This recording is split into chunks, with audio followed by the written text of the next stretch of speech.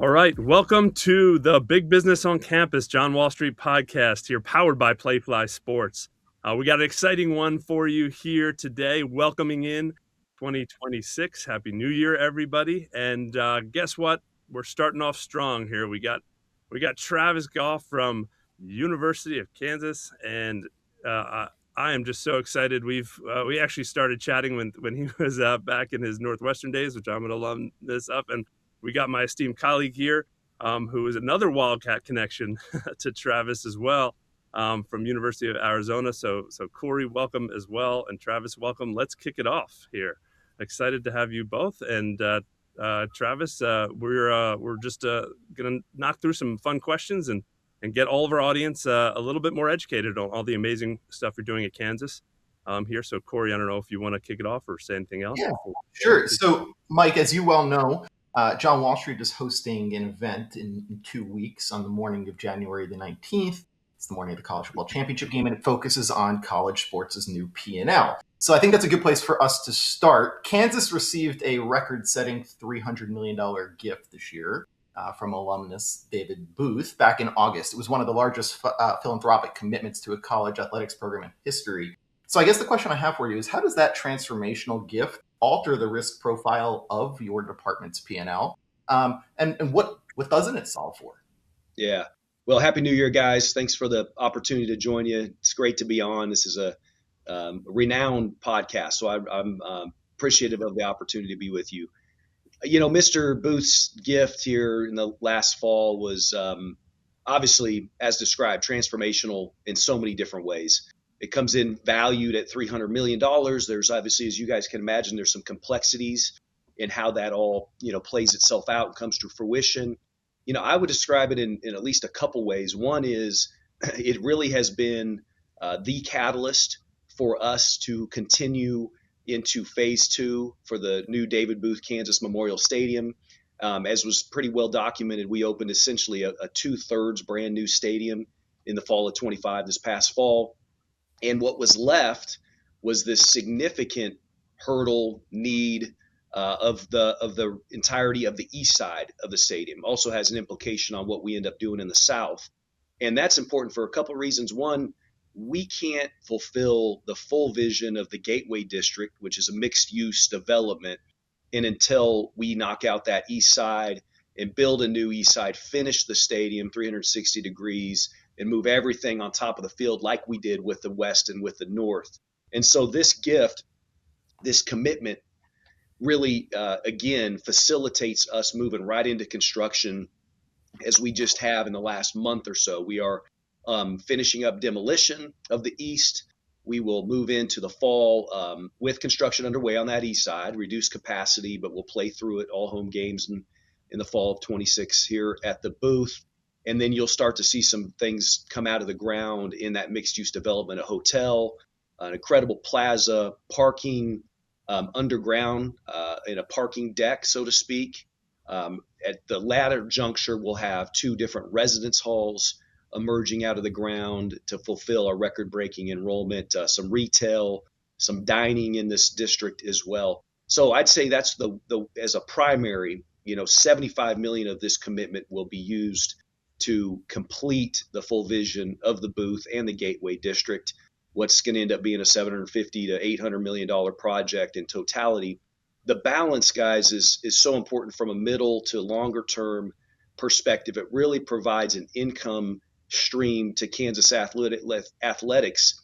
I can't quite call it in perpetuity, but in a lot of ways close to perpetuity. We'll see where the world turns, but it ends up providing an income stream that has growth in those distributions as based upon, frankly, the market. And so as we look to the out years, it will provide Kansas athletics with, I think, one of the more unique giving vehicles in higher ed and certainly all of college athletics.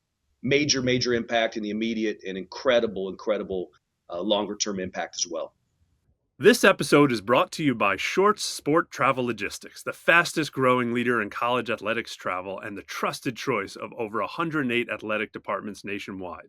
With their promise, Team Travel Made Easy, Shorts simplifies every aspect of team travel: air charters, commercial flights, buses, and hotels. By turning complex logistics into a competitive advantage, they've become the trusted choice for programs committed to winning on and off the field. Thank you for joining us on the Big Business on Campus, the college sports podcast powered by Playfly Sports. I want to get into the mixed-use project in just a minute, but before we do that, I do need to dive into the stadium project because as we had said offline, Pat Crakes, who is one of our John Wall Street advisors, was raving about the project when he had visited earlier this year. I guess tell us what you guys did to, one, elevate the game day experience, but then also how did you go about underwriting the ROI on that project? Yeah, a lot of variables there, Corey. I mean, I think the general sentiment of what we've accomplished. Again, this was an old 1921 World War One era memorial stadium. You guys know what that means, which is the rake and the seating bowl is pushed way back off the field. It used to have a track around it, and then of course, like most have had to do, you then stack a press box. Before you know it, you're so far off the action, you lose the intimacy, you lose the ability to really, keep the noise on top of it. And by demoing and starting from scratch, when it's all said and done, have an entirely new stadium, it's allowed us to go to the more modern, obviously, both experience and impact, moving the stands in the seating bowl right on top of the action, embedding our premium right in the midsection of the stadium rather than on the back or the upper. So true midsection of the stadium. We think will have, when completed, one of the great home field advantages in the country because of that intimacy and because of the crowd noise really being contained in the footprint. Our premium experience has gone from, arguably, quote unquote, the worst in Power 4 football to right up there with anything. 7 to 8 new premium spaces on this current phase 1, and then a few more additional in the phase 2 east side. And we're really proud of that. The reviews have been tremendous. We've sold through 100% of all of our premium thus far, and now we're trying to maximize that opportunity in the East. So I think those are all the variables of what we hope we've achieved. It's really unique that the football operations building is embedded in this project as well. It literally, the flow from if I'm in football ops to the west side is seamless, and you have to really think a lot about which building am I in, because they really integrate together, and that's added a really distinct, I think, asset to the project and to, importantly, our football program and student athlete experience. From a how did we fund this perspective, Corey? I mean, it's taken a little bit of everything. I think without a question, philanthropic support's been the primary driver. We've raised well over $300 million thus far on the project. Phase 1 had some support facilitated through the state in what were federal ARPA funds, kind of COVID economic relief funds. The state threw out a challenge to its higher ed partners in the state of Kansas. In essence, if you could raise 3 to 1, they would match that number. In this case, that ends up being $50 million plus another $35 million. So an $85 million investment from the state, part federal economic impact. Then, of course, the fundraising, and then Kansas Athletics has taken out debt to the tune of about $115 million on this first phase. So I'll pause there because there's a lot of pieces to that. How did capacity in the stadium change? We were about 47,000 in the old stadium, the World War I Memorial Stadium, and we're not yet finalized because we haven't finished full design on East, even though that construction started, and we have some elements of the South we're still working through. But we'll be at this juncture, Corey, I'd call it 43,000 range, which, again, for us, like this isn't complicated. We want intimacy. We want no bad seats in the house. And without a question, that's what we'll fulfill. And there's value in each of these seats. The reality in college football for a long time is you've had limited to no value seating taking up a significant chunk of capacity. We certainly had that in the old stadium. And in this one, there won't be a bad seat in the house, and every one of those seats will drive value for Kansas Athletics. Good timing, by the way, Mike. I'm gonna turn it over to you in a sec here, Mike. But good timing. I just ran a column about the NFL and the NFL talking about taking some of their control over ticketing back. and a lot of it has to do with the fact that season tickets don't hold the same value. People sitting in the upper deck people don't want to sit up in those upper deck seats without the frills anymore. So very smart. Mike, sorry, go ahead. I didn't mean to cut you off. Yeah, no, it's all good. I was going to ask the next business question to the same topic, which is how do you then turn all of that investment into recurring revenue, recurring increasing annuity revenue, right? You're putting all this money into this experience, right? It's going to be this amazing home field advantage. You're going to fill the stadium. How does that turn into recurring revenue that helps you support the amazing athletic department that you run? Yeah, I'm glad you asked that, Mike, because I missed maybe a core, if not the core. I mean, this complex, this Gateway District has really two anchors to it. Number one, it's David Booth Kansas Memorial Stadium. As we all know, that drives incredible value to athletics, provides incredible continual revenue streams.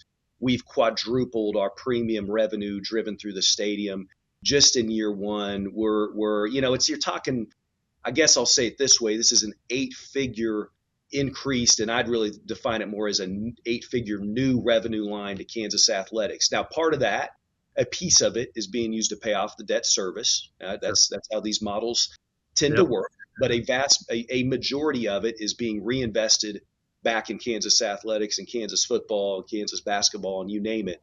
And so that's important to emphasize. The second piece, right, because football stadiums only operate 6, 7, maybe 8 weeks a year. We have a conference center connected to the north of the stadium. That's where and why the state of Kansas and some others have stepped forward, because they've seen that as a primary economic catalyst. It also facilitates and empowers the success of a hotel. When you've got a hotel there on site, seven Fridays and or Saturdays a year doesn't get it done. But when you have a conference center embedded in the site, embedded in the north end of the stadium, you're activating this district 200, 250 times or more a year just due to the conference center. So that, Mike, is where we'll see a lot of the sustainable and middle to long-term upside is through a successful conference center project here in the district. Great, thanks.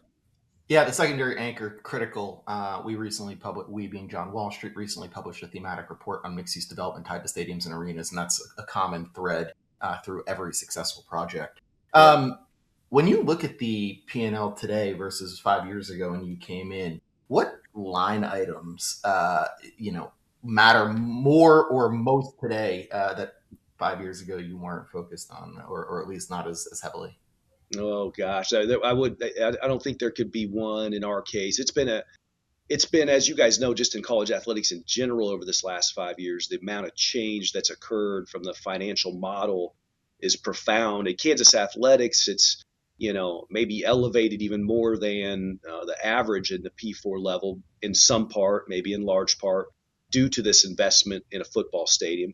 To my knowledge, Mike knows this, there's only 2 programs that are building a stadium out of the ground that will be brand new, and that is Kansas and Northwestern, who's a little bit ahead of us. They'll open, I think, their entirety of Ryan Field up this fall of 26. It's been a 2-year project and displacement. I think South Florida is working toward that and starting a new out of the ground stadium, which is tremendous as well. So that's a pretty profound impact on P&L and just on our entire financial model. It takes a partnership with the university, unlike anything we've ever had before. It takes us making sure we're busting out of our silo of really, kind of a completely financially self-sufficient organization. Hey, we've got this, we're good, to then what about a more sophisticated financial vehicle as a part of the institution? And that's been a pretty important evolution for us. Listen, the expenses have risen, obviously, in a unprecedented way, right? That could be investment in programming and in coaches. We've done so certainly in football with maintaining continuity and the success of Coach Leipold and his staff and making sure we're competitive in that staffing perspective. We've done that in men's basketball with Coach Self, doubling down on the notion that we think he's unequivocally the best coach in college basketball, and he's going to finish his career at Kansas.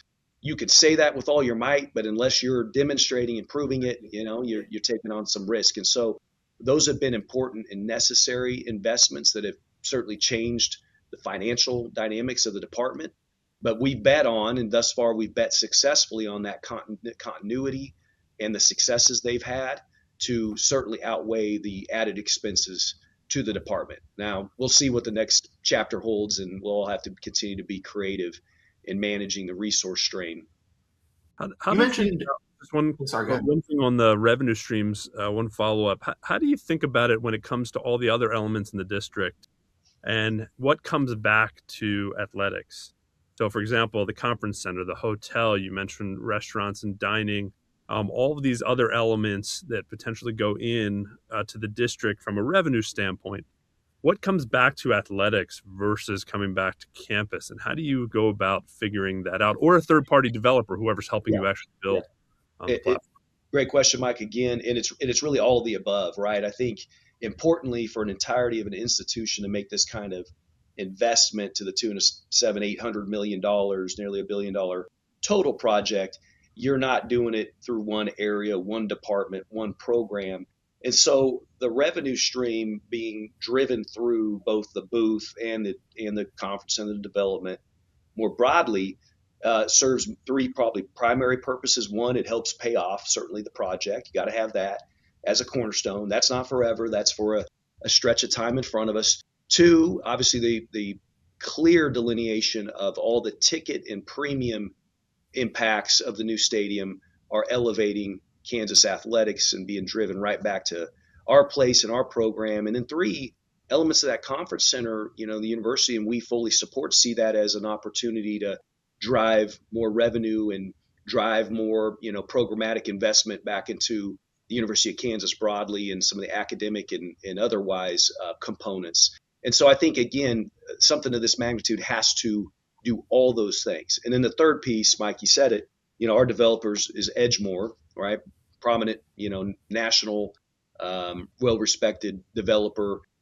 They've got some kind of subs with them, such as hotel and others, but they, of course, smart.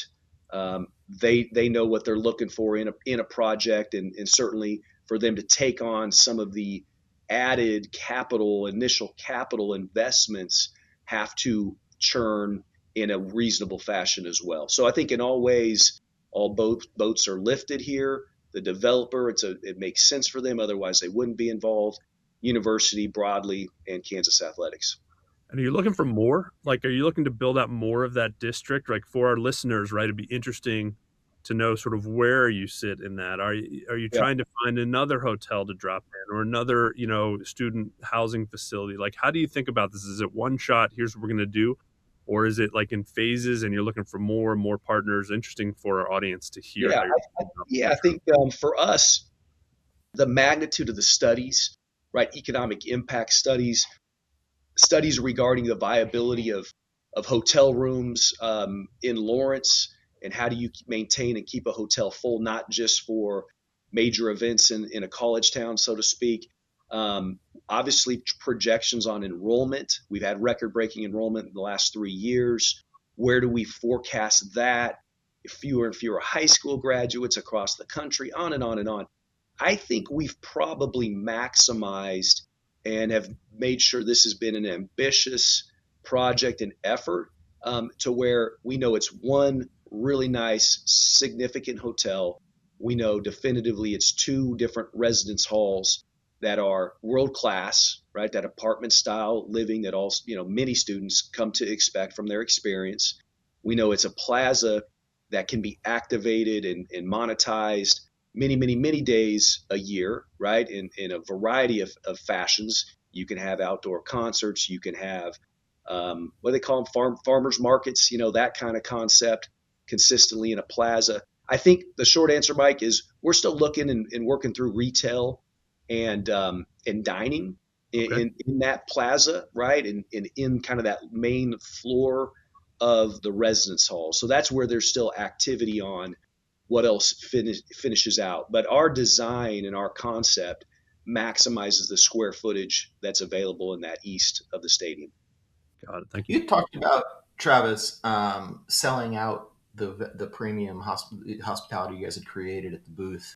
How sophisticated is the program in terms of pricing its tickets and premium inventory? And I guess the question is, what's the next unlock for you guys?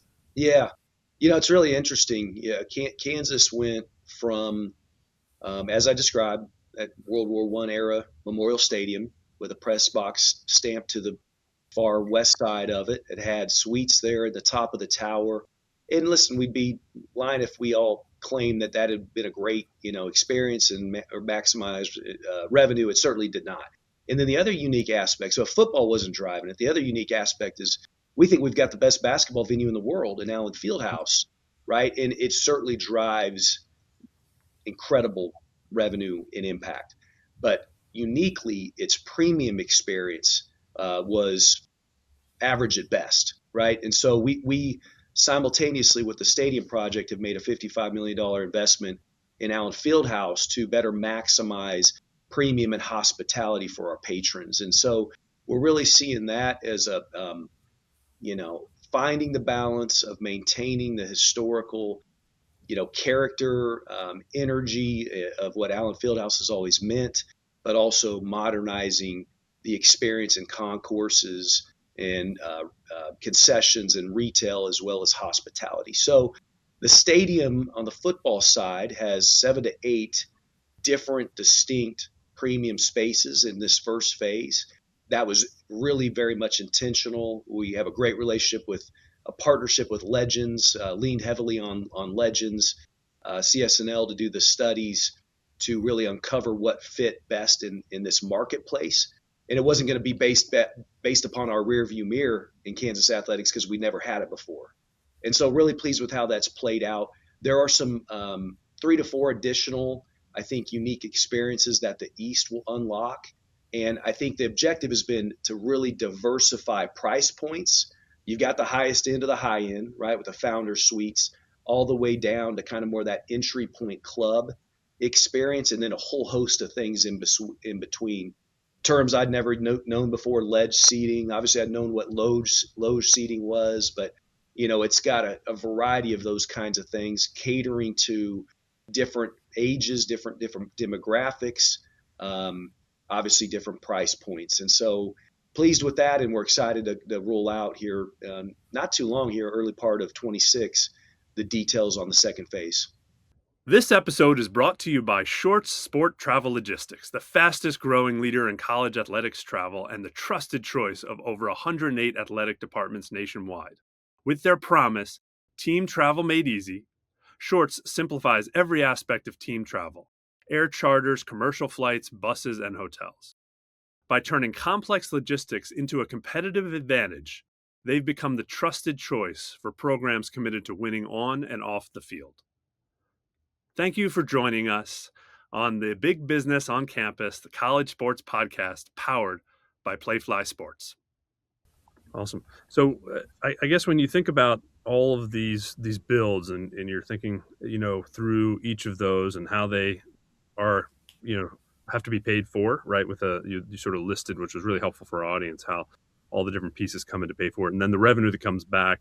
How do you think about the next step in building? And maybe there's so much right now that there's too much to focus on, but what are the next big projects? Where do you find more revenue? How do you drive bigger things on campus going forward? And this may be enough for the next couple of years. So you may say, hey, we got we got enough to chew on right now. But what are those big chunky things that you're looking at going forward? Yeah, I mean, I think, Mike, never been one to concede, always looking for the next great big high end idea, concept, investment, capital project. The reality is for us, we need to refine, sharpen, and maximize what will now be our new and dramatically improved, kind of assets for Kansas athletics before we look at taking, something new or major on. And the reality is again, we all know there are investments necessary in other programs and projects. I would wager the next round of investments here are probably going to go back to the basics of student athlete impact. Whereas in this case, of course, a new stadium has incredible student athlete impact, and we've completely transformed our football ops building. Allen Fieldhouse has a great student athlete impact, but at the core of that has been fan patron experience and the revenue generating levers. So I think we go back a little bit to the basics of where can we better enhance the student athlete experience for a variety of programs, some that haven't talked about in this session, and then make sure we're doing the right thing to prioritize the assets that are available. And you guys know this too. We can't maximize a new stadium. We can't maximize Allen Fieldhouse if we don't have a product on the court or on the field that is uber competitive, which goes back to this notion of the components of acquiring and retaining student athletes and talent for our place. Everybody's focused on that, and we are as well, acutely laser sharp focused on this notion of maximizing the rev share program that we have, making sure that that's customized and fits what Kansas athletics needs, and in this next chapter, really leaning heavily into the notion of what's the best version of commercial NIL that Kansas athletics can be, and that takes all of us to really lean into. So I'd say that's a really important focus for us right now. So how do you do the custom rev share? So you mentioned the custom rev share. Let's hit that, right? You're such a unique school and program with the history in basketball, right? Whether that's similar to the Kentuckys of the world or the Dukes of the world, or Arizona of the world, #1 team in the country. But how do you think about what is the custom rev share model that you mentioned for Kansas? Well, I mean, I guess I could say it this way. We've said it this way a little bit before, and we like this. It can create some challenges, but we like this. We really need to fund and invest and fuel 2 Power 4 football programs, right? When you think about what Kansas basketball is, the magnitude, the impact, what the revenue driving mechanisms are, the level of history and success, and of course, then the cost of fueling that, you could make a case that it would compare against some of the bottom end of Power 4 football investments, right? And it has that kind of upside and potential and impact as well. Conversely, I could use the same parallel and say, well, we've got a blue blood basketball program. Well, we're having to fund and resource and leverage, another version of that in this up and coming football program at Kansas, where we've gotten off the mat, we've been to bowl games, we've elevated the floor significantly under Coach Leipold. We've seen what we're capable of being, and certainly now is not the time to take the foot off the gas. The answer is we have to do both, and we have to do them at an incredibly high level from a resource perspective, from a rev share perspective. That's our commitment, and that's where we're heading. I think thus far we've done that with reasonable success, and we need to take the next step in that. So we really treat them both as 1A, 1B in terms of the investment and the importance. And I like to think most days neither of them is necessarily sacrificing, that the other one is also that critical and important to the present and the future of Kansas athletics. That's interesting. You don't hear that very often. That's interesting. That's helpful feedback. Yeah. Travis, we talked a lot about the revenue side of the equation today. What about the cost side? KU trimmed staff by roughly 8 to 10%, which generated some savings. Where were you able to cut some corners, and how, if at all, has that impacted your ability to drive the incremental revenue that the program needs? Yeah, no, thanks for that, Corey. It was last year, and obviously we could see some dynamics evolving, and just in terms of our, some of the budget strain that everybody's facing, and then we certainly were able to, 12, 13, 14 months ago, project out on what the House settlement was going to look like from a new expense line item. And so, rather than kind of crossing our fingers and hoping or trimming around the edges, we said, let's do this thing in a really robust fashion. And we made a commitment to do a couple things. One was to cut our budget, our comprehensive athletics budget, by $15 million, right? That's, as you guys know, that's not trimming on the edges. That's not the obvious low-hanging fruit. You do the obvious low-hanging fruit and the trimming around the edges, you might have found 3 to 4 million. So you got 11 to 12 to go to hit that kind of target. And the second piece we did was we said, okay, forget about all the traditional revenue levers and lines. We need to work hard to identify brand new revenue lines that aren't even on the table today. We've done that. The objective there, the ambition there was to drive another 4 to 5 million in these new lines, right? And again, none of these, I guess, few of these are unique or completely profound, but that's having that logo on the new booth field, right? That's having a sponsor brand on Naismith Court at Allen Fieldhouse, right? And then it's some other things that we've been able to uncover. So cumulative impact of $19 million, 15 plus 4. The expense side did require, Corey, as you alluded, some really painful stuff as it relates to personnel. We did hiring freeze. We did a voluntary separation program that yielded about, let's call it 2/3 of the target between the two of them, a little bit less painful because you're just not filling spots, or you're giving people the option to exit the place. The third, the most painful one, is where you're literally sitting in a conference room and you've got staff that you've got relationships with, that you love, that have done great things for the place, and you're cycling them through, telling them that they no longer have an opportunity. And so that was difficult, but we owned it, and we obviously partnered with campus. And I think that was an important statement to make. The reality is every program at our level has fat to trim. I mean, it's just been the nature of college athletics. That's not complicated and it's not controversial. The question is whether we're going to own it and do some of the things that actually can right size to a reasonable fashion, so we can then turn and invest in these new dynamics, such as obviously rev share, such as continued investment in the student athlete experience. Can you just be a little bit specific in terms of where you guys cut that 11 million? That might be helpful to some of the listeners. Everywhere, brother. I mean, like every program, right? There was travel cuts and operating cuts made in every program.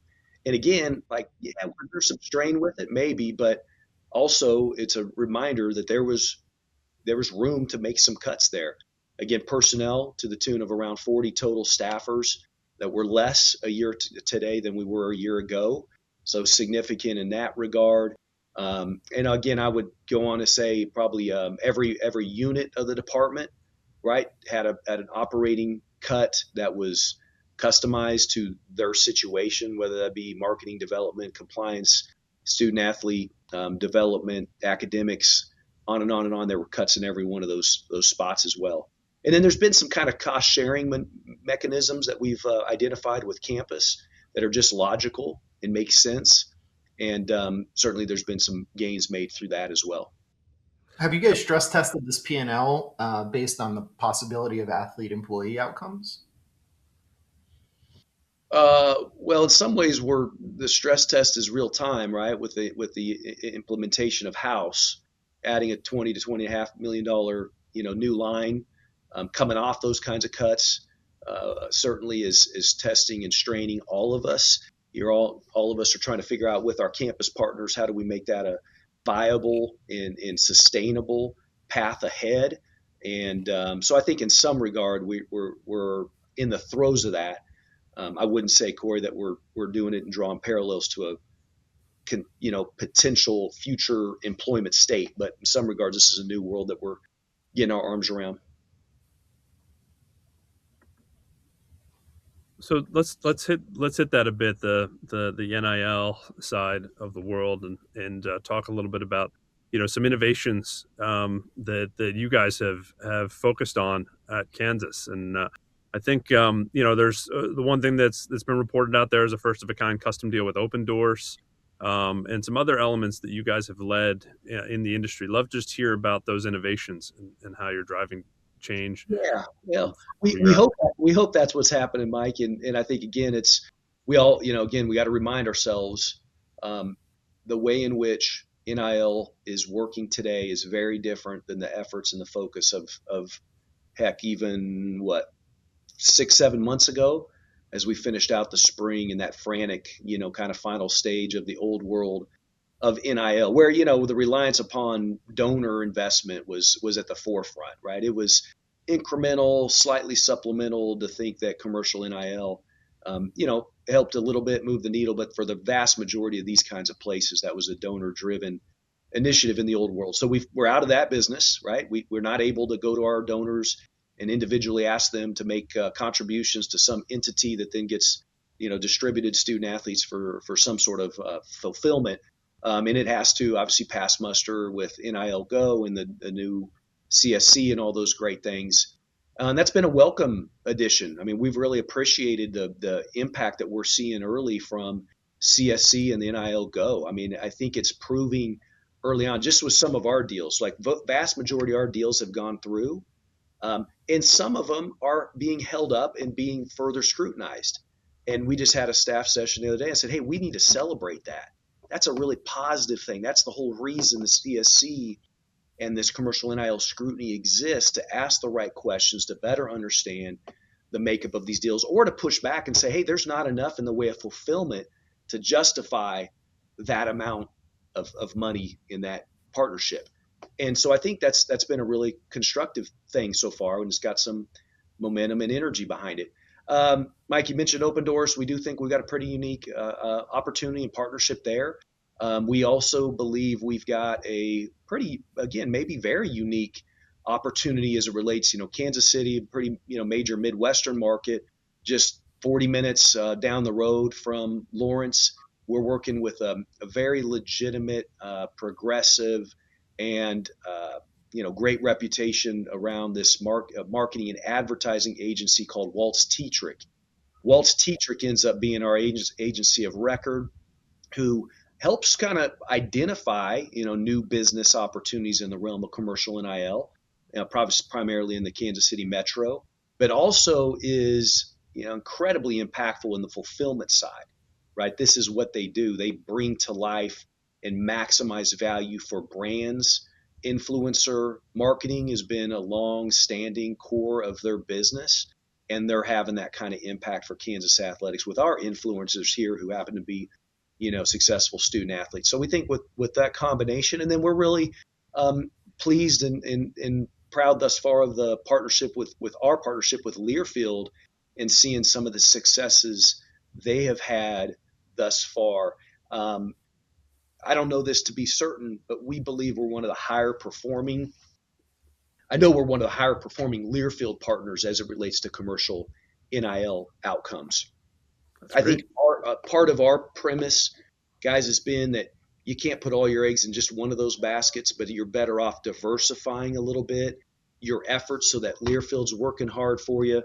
Waltz Tetrick agency's working hard for you. You're looking at other innovative levers like the Open Doors partnership, and we're kind of betting on that approach.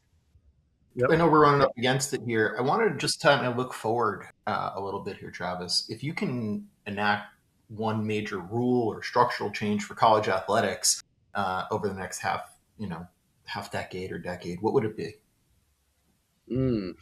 I don't know if I can look out a decade or a half decade. We as you guys know, looking out to tomorrow some days is a handful. I mean, I think like right now, what I've said and what I believe is I think we largely, maybe not everybody, but we largely would like to see that the things that we spend a lot of time on as an industry around the house settlement actually have a chance to be codified, enacted, and executed in the vision of what house was set to be. And I think to me, either not fulfilling and not codifying house would be incredibly disruptive and damaging, right? So, for example, the participation agreement, I think, has been a very important part of that. I think we all need to sign and activate and get that over the hump. And I think having an enforcement mechanism out of CSC that's activated and is making an impact is really important. So I'd say that's a short term. And then I just think sometimes in industry, you need a little bit of longevity to learn enough about what's working and what's not working. So if we flush core elements of house or how we're doing rev share and commercial NIL, I think that would be incredibly premature. We're 6 months in. So let's get our legs. Let's learn from what is and what isn't working. Let's create alignment amongst the industry and the different conferences. What does that mean from a federal, perspective? What does that mean more locally? What does that mean with the NCAA? I think all those things are in flux. But if we get our legs and we operate as intended through the house settlement and have that supported and codified, that's going to give us our best chance to lock in on something long term, of which I can't predict today what that looks like. So not collective bargaining and capping costs. Say that again. So not collective bargaining and capping costs. Oh, I didn't say not. I just said, hey, let's learn from and activate what we've spent a lot of time putting in place. And if that's where it leads, then at least that outcome will have been better informed by this present moment in time. I'm just not a fan of going down this path and quickly, changing course, and then before you know it, you're just reactive to everything in the landscape. I think you need to activate, operate, um, hold up, and fulfill what you committed to, and then learn and adapt from there. Well, it's a great spot to end here on today's. Thanks for that answer and great last question there, Corey. This is like the epitome of big business on campus, which is the Yeah. name of our podcast, Travis. So you've got one of the biggest projects in college sports out there. It's been amazing to talk through it and all the other great elements of Kansas athletics here. So thank you again for joining us today in the new year around Big Business on Campus, the John Wall Street podcast powered by Playfly Sports and sponsored by Shorts Travel. We really appreciate you joining us. This is, again, big business conversation. So much fun to talk to you, Travis. And thanks, Corey, for partnering with me on this. And yeah, I appreciate it. And we'll catch up soon. And our audience is really going to love this one, though. Thank you. Thanks, Yeah, guys. really good stuff, Travis. Appreciate it. Appreciate it. All right. Catch you later, Travis. Thanks.